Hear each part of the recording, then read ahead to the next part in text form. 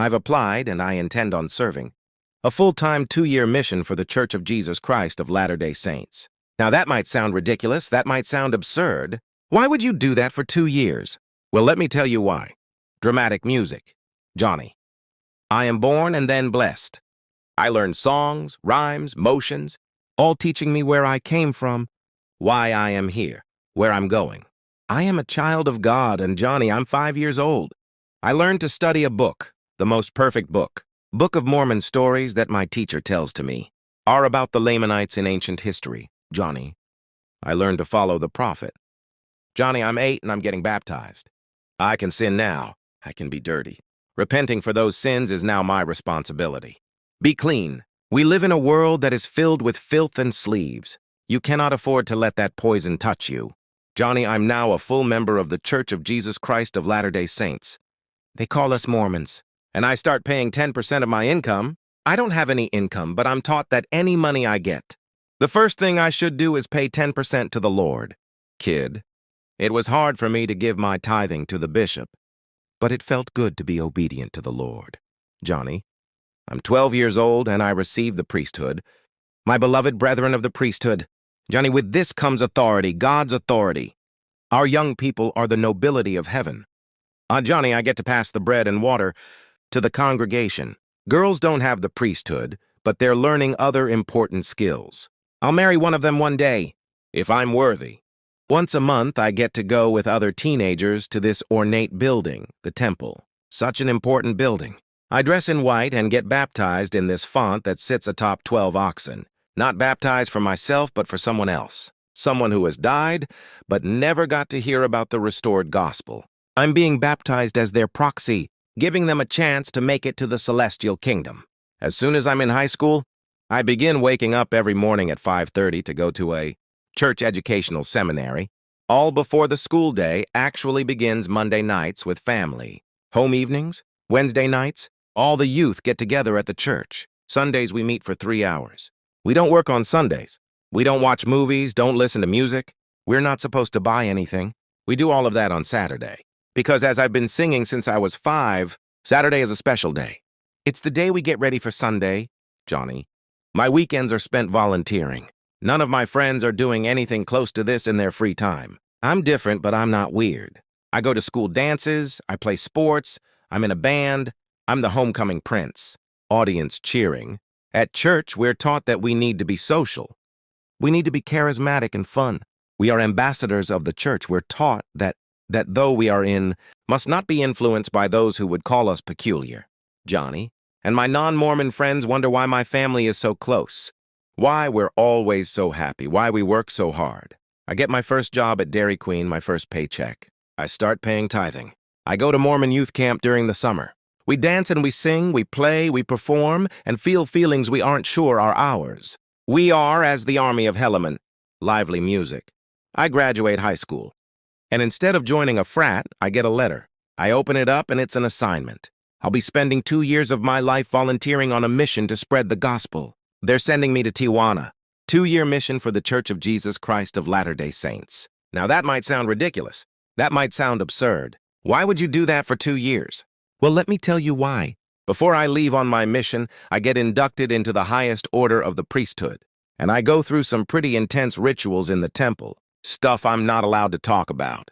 There's special clothing, special gestures, lots of promises, very serious promises, promises of commitment of loyalty. Elder John Harris reporting. Then suddenly I find myself in a small border town in the desert of northern Mexico. 2 years. I spend nearly every waking moment knocking on doors, talking to people in a language I'm getting better at every day, studying the doctrine and spreading the most important story of all, that Joseph Smith restored God's true church in 1830, speaking in foreign language. Johnny, I follow a strict dress code, even when it's 110 degrees outside. There's no free time, there's no music, there's no books or movies, no vacation, no pay, no girlfriends. I write letters to my friends, and I get a phone call with my parents on Christmas and Mother's Day, speaking in foreign language. What are we even doing out here? All my non-Mormon friends are at college discovering their academic interests, their sexuality, their tolerance for alcohol, while I'm discovering how hard I can push my body and mind. how good I can get at Spanish, how compelling I can make the message sound. Every day is planned down to the minute, something I still do today. The mission requires us to collect data on how many people I spoke to, how many lessons I taught, how many people I asked to be baptized. I'm trying to baptize as many people as I can. Soon I'm leading a group of 20 missionaries, encouraging them, teaching them, guiding them, training them. And I'm 20 years old. Gentle, light music. I have doubts while I'm in Mexico, but I bury them very deeply, put them on the shelf, and I build my testimony, my faith, my belief. I need to believe. I must build his kingdom. We are here to invite people to understand the laws of God, speaking in foreign language. And I discover that I'm good at this. I sit in thousands of homes. I hear thousands of stories of difficult and beautiful lives. I meet beautiful people, learn about the violent realities of borders. After 2 years of this intensity, I'm a different person. I return home, and 10 days later, I'm in Utah's striking Rocky Mountains on the Lord's campus, BYU.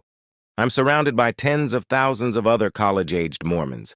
We're not allowed to have beards or wear tank tops or drink or have sex outside of marriage. But that doesn't mean we don't have fun. At BYU, I meet my lifelong friends. The church is subsidizing the majority of my tuition. I study international relations and travel the world. And no matter where I go, the church is there teaching the same lessons, singing the same songs inside the same looking buildings as back home. Dramatic, solemn music. Every 6 months, we all travel to Salt Lake City to gather with tens of thousands of members from all around the world. And we listen to our church leaders speak. We believe that they're prophets, seers, and revelators. This is broadcast to members all around the world. And one of the key messages throughout all of this training is family. Family. Family. Family. Family. Johnny, family is the most important thing. Family is eternal. I'm 21 and I'm dead set on finding a wife, someone I can start a family with. It must be another devout Mormon who has been on this same path. And I find one. The first season. Johnny, I'm engaged. 10 months after returning from my mission. Isn't I get married in the temple? We're juniors in college and soon we're walking for graduation. With a beautiful newborn baby in our arms. At this point, I'm ready. I'm trained.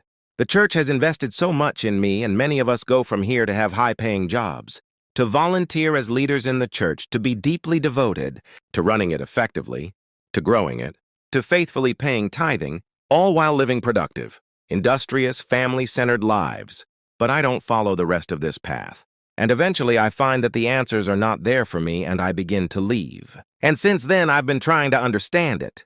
To understand how the Church of Jesus Christ of Latter-day Saints created me. A part of that processing has taken place here on this channel, where I've tried to grasp the context and history of the church. And now in this third and final chapter, I'm going to show you the last part, how it has produced such deeply devoted members and how in the process they became the richest. Church on earth. Suspenseful, dramatic, solemn music. So you've just watched my whole life story, kind of surreal. Before we go on, I need to thank today's sponsor. Thank you, Incogni, for sponsoring today's video.